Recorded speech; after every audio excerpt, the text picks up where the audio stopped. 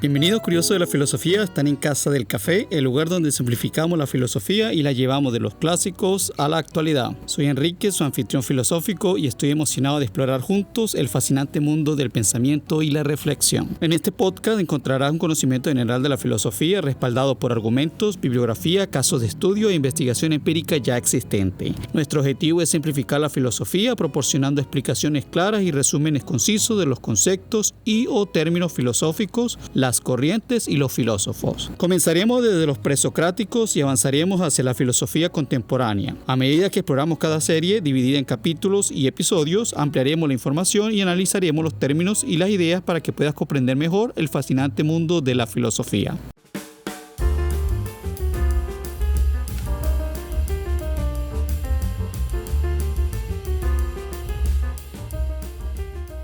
Estimados curiosos de la filosofía, hoy nos sumergiremos en la serie Filosofía Griega, capítulo 1, los presocráticos, pero en el episodio número 3 hablaremos de Pitágoras. Exploraremos el mago de Saratás, órficos, escuela de Pitágoras, acusmáticos y los matemáticos y el neopitagorismo. Prepárate para expandir tu mente y descubrir nuevas perspectivas sobre el pitagorismo. Antes de continuar con este viaje a la filosofía antigua, debo aclarar que el punto de partida de esta serie de la historia de la filosofía tiene como base de partida el libro de Juan Marías, titulado Historia de la Filosofía, el cual he ampliado con otras bibliografías, textos e información recopilada para actualizar y dar una mejor comprensión sobre la historia de la filosofía.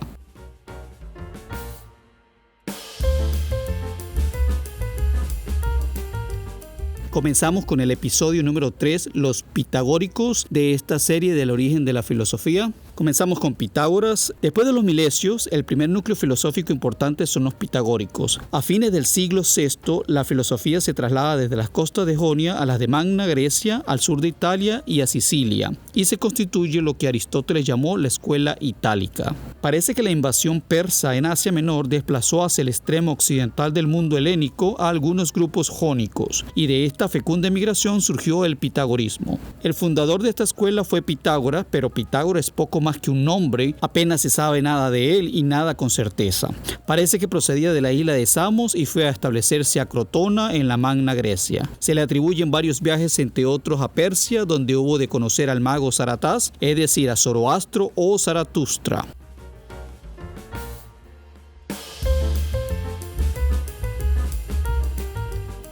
Vamos a ampliar un poco la información sobre el mago del Saratás. El mago de Saratás mencionado en el texto se refiere a Zaratustra, también conocido como Zoroastro. Fue un profeta y filósofo persa que vivió en algún momento entre los siglos IV y V a.C. Es considerado el fundador del zoroastrismo, una antigua religión de Persia que influyó significativamente en la cultura y la espiritualidad de la religión. Según la tradición, Zaratustra recibió revelaciones divinas y enseñanzas sagradas del dios Ahura Mazda. Estas enseñanzas formaron la base del zoroastrismo, que promovía la adoración de Ahura Mazda como el Dios supremo y la lucha entre el bien y el mal. Zaratustra enfatizaba la importancia de la ética, la justicia y la rectitud moral en la vida de las personas. Pitágoras, el fundador de la escuela pitagórica, se cree que tuvo encuentro con Zaratustra durante esos viajes a Persia, donde pudo haberse familiarizado con las enseñanzas del mago Saratás. Sin embargo, debido a la escasez de fuentes históricas, gran parte de la información sobre Pitágoras y su relación con Zaratustra es especulativa y sujeta a debate entre los estudiosos. Pitágoras probablemente no se ocupó nunca de matemáticas, aunque sí posteriormente su escuela. La actividad de Pitágoras debió de ser principalmente religiosa, relacionados con los misterios órficos, emparentados a su vez con los cultos de Dionisios.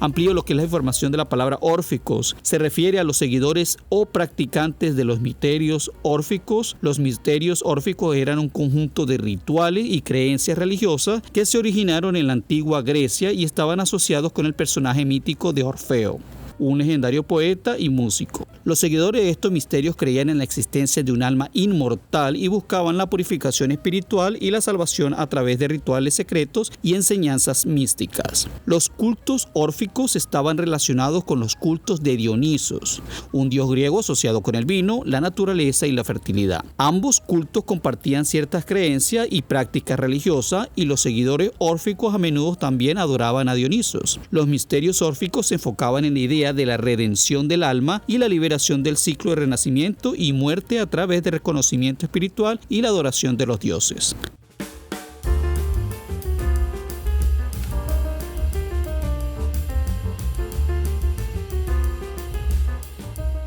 Pasamos a la escuela de Pitágoras. Los pitagóricos se establecieron en una serie de ciudades de la Italia continental y de Sicilia y luego pasaron también a la Grecia propia. Formaron una liga o secta y se sometían a una gran cantidad de extrañas normas y prohibiciones. No comían carne ni habas, ni podían usar vestido de lana, ni recoger lo que se había caído, ni atizar el fuego con un hierro y muchas otras más prohibiciones extrañas que ellos tenían. Resulta difícil comprender el sentido de estas normas si es que tenían alguno. Se distinguían entre ellos los acusmáticos y los matemáticos, según el carácter y el grado de su iniciación. La Liga Pitagórica tenía una tendencia contraria a la aristocracia, pero acabó por formar una e intervenir en política.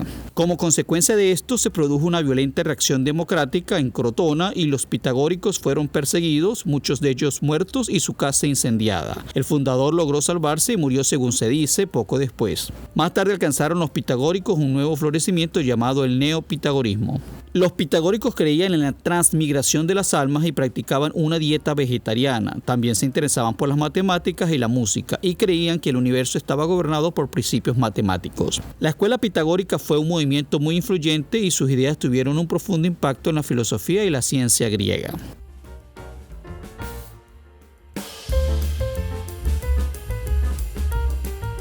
Los acusmáticos eran los seguidores tempranos del pitagorismo, cuando las enseñanzas de Pitágoras se transmitían oralmente de maestro a alumno. A los acusmáticos no se les permitía escribir las enseñanzas y solo podían compartirlas con otros miembros de la escuela. Los acusmáticos se caracterizaban por mantener enseñanzas esotéricas y secretas, transmitidas oralmente solo a los iniciados en el círculo interno de la escuela. Estas enseñanzas se centraban en principios éticos, místicos y espirituales, y se enfocaban en la purificación del alma y la búsqueda de la armonía universal. Los acusmáticos creían en la inmortalidad del alma y en la existencia de un principio divino en el universo.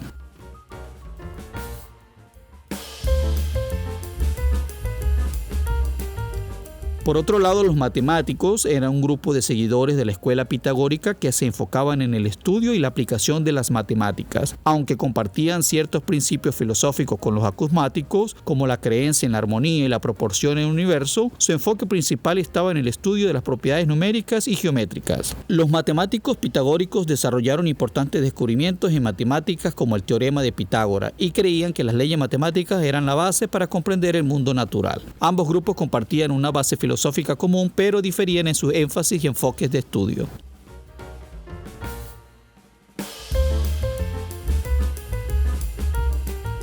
Las ideas astronómicas de los pitagóricos fueron profundas y penetrantes. Entre ellos vamos a abordar a Ecfanto, Almión de Crotona, Arquitas de Tarento y Filolao de Tebas. Haremos un breve resumen de cada uno de ellos en la parte de la astronomía. Ecfanto fue un filósofo pitagórico que vivió en el siglo V a.C. Es conocido principalmente por su teoría de la rotación de la Tierra. Ecfanto creía que la Tierra era una esfera que giraba sobre su eje y argumentaba que esta rotación era responsable del movimiento aparente de las estrellas. Almión de Crotona fue un filósofo pitagórico que vivió en el siglo VI a.C.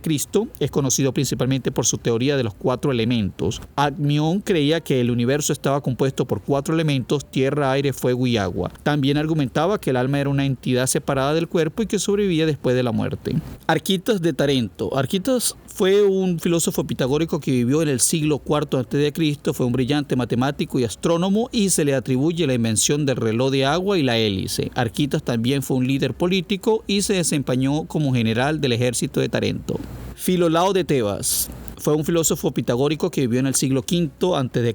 Es conocido principalmente por su teoría del cosmos. Filolao creía que el universo era una esfera dividida en 10 esferas concéntricas. La esfera más externa era la esfera de las estrellas fijas y la esfera más interna era la esfera de la Tierra.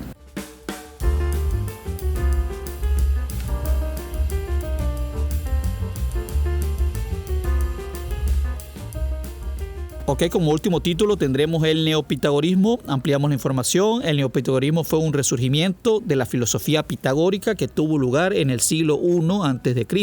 Los neopitagóricos se interesaban en los aspectos místicos y religiosos del pitagorismo y desarrollaron una serie de nuevas ideas filosóficas. Nos preguntamos, ¿por qué el neopitagorismo fue un resurgimiento de la filosofía pitagórica? Los pitagóricos fueron perseguidos en el siglo IV a.C., y que esta persecución puede haber llevado al surgimiento del neopitagorismo. Sin embargo, es importante señalar que no hay una respuesta única y definitiva a esta pregunta. Las razones del surgimiento del neopitagorismo son complejas y multifacéticas. Una de las principales razones de persecución de los pitagóricos fue su secreto. Los pitagóricos eran una sociedad muy reservada y a menudo mantenían ocultas sus creencias y prácticas a los extraños. Esta secrecía los hacía parecer misteriosos y amenazantes para algunas personas y puede haber contribuido a su persecución. Otra razón de la persecución de los pitagóricos fue su influencia política. Los pitagóricos eran una fuerza poderosa en la política griega y a menudo apoyaban a la clase aristocrática. Este apoyo los convirtió en enemigos de la facción democrática y puede haber contribuido a su persecución. La persecución de los pitagóricos condujo a la destrucción de sus escuelas y dispersión de sus miembros. Algunos de los pitagóricos huyeron a otras partes de Grecia, mientras que otros emigraron a Italia. En Italia, los pitagóricos encontraron un entorno más tolerante y pudieron reconstruir sus escuelas y continuar su tradición filosófica. Los pitagóricos dispersos comenzaron a reinterpretar y reevaluar sus creencias y eventualmente desarrollaron un nuevo sistema filosófico basado en la antigua tradición pitagórica. Este nuevo sistema, el neopitagorismo, tuvo una gran influencia en el mundo helenístico y contribuyó al desarrollo de escuelas de pensamiento posteriores como el neoplatonismo y el gnosticismo.